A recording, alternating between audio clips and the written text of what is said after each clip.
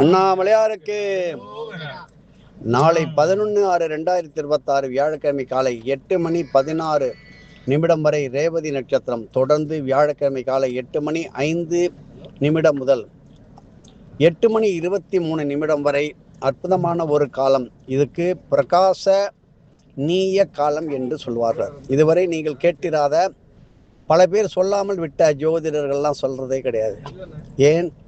அந்த அளவுக்குத்தான் கற்றுக்கொண்டிருப்பார்கள் என்று நினைக்கிறோம். அவர்களை குறை சொல்லவில்லை, அவர்களும் சொல்லித்தான் தீர வேண்டும். இன்றைய ராசி பலன் என்று சொல்வதை விட இதெல்லாம் சொல்வதுதான் உலகிற்கு, பொதுமக்களுக்கு, பக்தர்களுக்கு, குழந்தைகளுக்கு, பெரியவர்களுக்கெல்லாம் போய் சேரும். இப்படி பிரகாச நீய காலம் என்று பெயர். அதனால் என்ன பலன்? இப்படி ரேவதி நட்சத்திரத்தினுடைய கடைசி நிலையில் அமையும் உத்தராங்கம். உத்தராங்கனா முடிகின்ற, உத்தராங்க பூஜை என்று சொல்வார்கள். அப்படி உத்தராங்க கடைநிலையில் அமையும் இப்படி உத்தராங்க பிரகாச நீய 12 நிமிஷங்களிலும் அஸ்வினி நட்சத்திரத்தின் முதல் பூர்வாங்கம், பூர்வாங்கம்னம் ஆரம்ப காலம், இப்படி பூர்வாங்க பிரகாச நீய 12 நிமிடங்களிலும் ஸ்ரீ ஜெகதாம்பிகையை, நன்றாக கேளுங்கள், ஸ்ரீ ஜெகதாம்பிகை என்கின்ற அம்பிகையை பூஜிப்பதால் ஒரு அற்புதம் நடக்கும். என்ன? மனசஞ்சலங்கள் அது நிவர்த்தியாக உதவும். இதை செய்யலாமா, அதை செய்யலாமா, இதை செய்யக்கூடாதா, இந்த வரன் ஒத்து வருமா, இந்த வரன் வராதா, இந்த இடத்தை வாங்கலாமா, விற்கலாமா, இப்படியெல்லாம் ஒரே வீட்டில் பலரும் பலவிதமான குழப்ப நிலையில் இருப்பீர்கள். இது எல்லா இடத்துலையும் இருக்கும். போட்டி என்றால் பரீட்சையில் இருக்கும், தேர்தலில் இருக்கும், தேர்வில் இருக்கும். இப்படி தவறான வழிகாட்டுதல் இருப்பதால் பல பேர் தோல்வி உற்று வந்து கொண்டிருக்கின்றார்கள். பரீட்சையிலும் சரி, 100 மார்க் வாங்கினவரும் தேர்ச்சி பெற்று விட்டார். சரியான, அதற்கு தேவையான குறைந்த அளவு 39, 40 இருந்தால் கூட தேர்வு தான். ஆனால் உயர்ந்த நிலை தேர்வு, உயர்ந்த பட்சம் என்ற தேர்வு நிலையை பெற வேண்டும் என்று நினைக்கின்றவர்கள் இருக்கின்றார்கள். ஆனால் அதை எடுத்து சொல்பவர்களும் அதை கேட்பவர்களும் இல்லாத ஒரு அவல நிலை வந்து விட்டது. இப்படி இது ஒத்து வருமா, இது ஒத்து வராதா, இதை செய்யலாமா, அதை செய்யக்கூடாதா என்கின்ற நிலையில் ஏதோ ஒன்று அவசர காரியத்தில் ஏதோ ஒரு பெரியவங்க வந்து நல்லா பண்ண அப்படிம்பாங்க. அவர்களுக்கு அந்த அளவுக்கு முதிர்ச்சி இருக்கிறதா என்பது தெரியாது. இப்படி ஒரே காரியத்தில் இறங்கலாமா, இறங்கக்கூடாதா என்ற பலவிதமான வகையிலே மனசஞ்சலங்கள் அதிகமாக இருக்கின்றது. அது தனியவும், அது அகன்று போவதும் ஸ்ரீ ஜெகதாம்பிகை வழிபாடு நமக்கு உதவும்.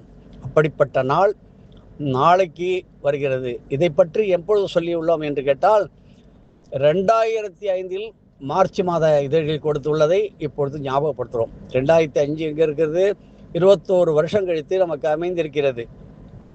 இந்த நேரத்திலே ஸ்ரீ ஜெகதாம்பிகையை பூஜிப்பதால் எப்பேரிப்பட்ட மனசஞ்சலங்கள், குழப்பங்கள் நிவர்த்தியாக கண்டிப்பாக உதவும். இதை செய்யலாமா, கூடாதா, இந்த வரன் ஒத்து வருமா, வராதா, இந்த காரியத்தில் இறங்கலாமா, கூடாதா என்ற வகையிலான மனசஞ்சலங்கள் தனியவும் அது அகலவும் ஸ்ரீ ஜெகதாம்பிகை வழிபாடு கண்டிப்பாக உதவும்.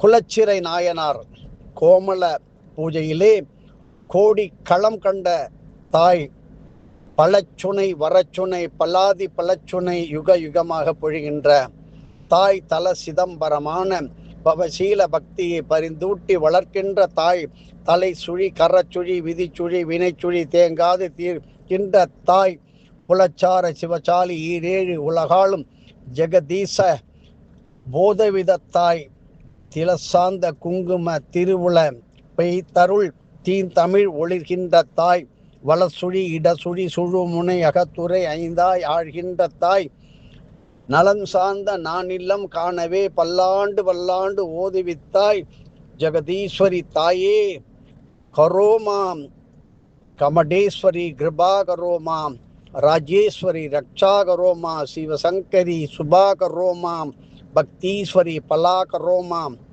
என்று சொல்லுங்கள். எல்லாவற்றிற்கும் நன்றி என்று யாருக்கும் சொல்ல வேண்டாம். இதை வெளியிட்டு வருகின்ற ஸ்ரீ அகஸ்திய விஜயத்திற்கு நன்றி என்று சொல்லுங்கள். தானே படித்தது மாதிரி, கண்டுபிடிச்ச மாதிரி சொல்வதெல்லாம் பின் விளைவுகளை சந்திக்க முடியாது. இப்படி அடுத்ததாக பார்ப்போம். ரேவதி அஸ்வினி நட்சத்திரம் கூடுகின்ற சங்கம காலம். சங்கமம் என்றால் ஒன்றோடு ஒன்று இணைவது. இப்படி 27வது நட்சத்திரமான ரேவதியும் ஆரம்ப முதல் நட்சத்திரமான அஸ்வினியும் சேரும் நல்ல நாள் நாழிகை. இப்படி குறித்த நேரத்திலே இந்த 2 நாளும் முன்னும் பின்னுமாக பல விசேஷமான கால சக்திகளை உட்பவித்து கொடுக்கின்றன. ரேவதியும் அஸ்வினியும் சேரும் யோக பகுதியை ஒட்டி அபிஜித், ஜெகதாம்பிகை, கும்ப சாதனம் போன்ற பல சக்திகள் தோன்றுகின்றன என்பதை தெரிந்து கொண்டு வேண்டும். இந்த நேரத்தில், அதாவது ரேவதி நட்சத்திரமும் அஸ்வதி நட்சத்திரமும் கூடுகின்ற நேரத்தில் ஸ்ரீ ஜெகதாம்பிகை, ஸ்ரீ ஜெகதீஸ்வரர், ஸ்ரீ ஜெகநாதன் என்ற பெயருடன் அருளும் இறைவனை மூர்த்திகளை வழிபடுவது மிக மிக விசேஷமான பலன்களை தரும். அம்பாள் உதய ஜெகதாம்பிகையாக, ஸ்ரீ ஜெகத்ரட்சையாக, அருந்துணை இறைவியாக உட்பவித்து அருளும் அற்புத நல்ல காலம் இதில் வந்து சேர்கின்றது. வாஸ்துமூர்த்தி ஸ்ரீ ஜெகதீஸ்வர பெருமானுக்கு இந்த 2 நட்சத்திர கூட்டோடு பௌர்ணமி கூடும் நாளிலே அன்னாபிஷேகம் மாற்றி ஆராதிக்கும் பூஜா பலன்கள் நாளாகவும் அமைகின்றது. முழுமையான அருளுடைகளுக்கு அகசிய விஜயத்தை பாருங்கள். என்னையா பௌர்ணமி என்று சொல்லிவிட்டால், அந்த காலத்தில் பௌர்ணமி வந்தது, இப்பொழுது ஏகாதசி முடியும், அந்த நாளிலே நடக்கிறது. இப்படி அஸ்வினி நட்சத்திரக்காரர்கள் சங்கமத்திலே வாத்தியார் சொன்னதை ரேவதி 4ஆம் நட்சத்திரத்தினுடைய 4ஆம் பாதமும் அஸ்வினியின் முதற் பாதமும் பதிகின்ற காலம் அபிஜித் ரட்சாகண நேரமாகும். அபிஜ ஆகர்ஷண நேரம் என்று சொல்வார்கள் மகரிஷிகள். இந்த அபிஜித ஆகர்ஷண நேரத்திலே பகலிலேயே பல முக்கியமான தெய்வ மண்டல நட்சத்திரங்களை தரிசிக்கின்றார்கள். இன்றும் அப்படிப்பட்ட நல்ல உத்தம அடியார்கள் இருக்கின்றார்கள் என்பதை தெரிந்து கொள்ளுங்கள். பகலிலே நட்சத்திரத்தை பார்க்க முடியும். எப்படி காட்ரேட் போன்ற கண் சம்பந்தமான நோய்களால் அவதி பெறுவோர்கள், அப்படிதான் எதிர்காலத்தில் ஒரு வீட்டில் உள்ள அனைத்து பேர்களும் எப்பொழுது இப்படி செல்போன் வைத்து கொண்டிருக்கின்றோமோ அத்தனை பேருக்கும் கண்ணாடி, அதாவது அதிக பவர் உள்ள கண் கண்ணாடி அணுகின்ற ஒரு அவல நிலையும் வரவிட இருக்கின்றது. ஆகையினால் இப்பொழுதே சில வழிபாடுகளை மேற்கொள்ளுங்கள். இப்படி அவதி உருவோர் இந்த அபிஜித ஆகர்ஷண நேரத்திலே அற்புதமான சாட்சி உபனிஷத்து நம்ம சேர்ந்து சொல்லும்போது, சாக்ஷ உபனிஷத்து என்கின்ற கண் சம்பந்தமான நோய் நிவாரணத்துக்கு சொல்லுகின்ற மந்திரத்தை சொல்ல வேண்டும். அந்த சுத்த மந்திரங்களுக்கு அளவற்ற நல்ல பலன்களை தரும். நடக்கப் போகின்ற அத்தனை காரியங்களும் கண் முன்னால் வந்து திரைப்படம் போல உங்களுக்கு காட்சி தரும். இப்படி மந்திரங்களை ஓதி ஜெபிப்பது மிக மிக விசேஷமானது. இப்படி அளப்பரிய சக்தி வாய்ந்த அரிய நேரத்தில் அகத்திக்கீரை, அத்திப்பழம், கேரட், வெண்ணெய் சம்பந்தமான உணவுகளை தானம் அளித்தல். அப்படி செய்தால் கண் நோயினால் இருக்கின்றவர்கள், பாதிக்கப்பட்டவர்கள், கண்ணாடி அணிந்து உள்ளவர்கள் கடுமையை கண்டிப்பாக தணிக்கும், வராமலே விரட்டிவிடும். கண்ணன், நாட்டரசங்கோட்டை, கண்ணாத்தாள், கண்ணாயிரமூர்த்தி, மீனாட்சி, விசாலாட்சி, காமாட்சி போன்ற கண் வகை பெயர்களை கொண்ட மூர்த்திகளை வழிபட வேண்டும். இந்த பெயர்கள் உள்ளவர்கள் கண்டிப்பாக வழிபடுவது நல்லது. ரேவதி நட்சத்திரம், அஸ்வினி நட்சத்திரம் சேருகின்ற காலமும் கார்த்த வீரியார்ச்சுன விரத சக்தி நாள். இந்த கார்த்த வீரியார்ச்சுன சக்தி நாளிலே நாம் ஏதோ ஒரு அவசரத்திலே மறந்து சில பொருட்களை தவறி இடம் மாற்றி விட்டு தேடுவோம். இல்லை என்றால் எங்கேயோ காணாடிச்சிருப்போம், யாரானு எடுத்துட்டு ஆட்டையை போட்டு போயிருப்பாங்க. நமக்கு கிடைக்க வேண்டும் என்றால் ஒரே ஒரு தெய்வம் உலகத்திலே கண்கூடாக ஓம் கார்த்த வீரியார்ச்சன சுவாமி நமோ நமகாராஜா பாகி சகஸ்டீமான் தசைய தச ஸ்மர மாத்திரேன் ஜத நஷ்டம் ஜல்பிதே என்கின்ற மந்திரத்தை பல ஆயிரம் முறை உருவேற்றி வைத்து கொண்டால் உங்களுக்கு அந்த நேரத்தில் தேடுகின்ற பொருளை ஒரு முறை உச்சரிக்கும் போது தன்னால் உங்கள் கையில் வந்து சேரும். இது எப்படிப்பட்ட சொத்து, பணம், நகை, பொருள்கள் எது இழந்திருந்தாலும் யாரான எடுத்து சென்றாலும் தன்னால் கொண்டு வந்து உங்கள் வீட்டில் கொடுப்பாங்க.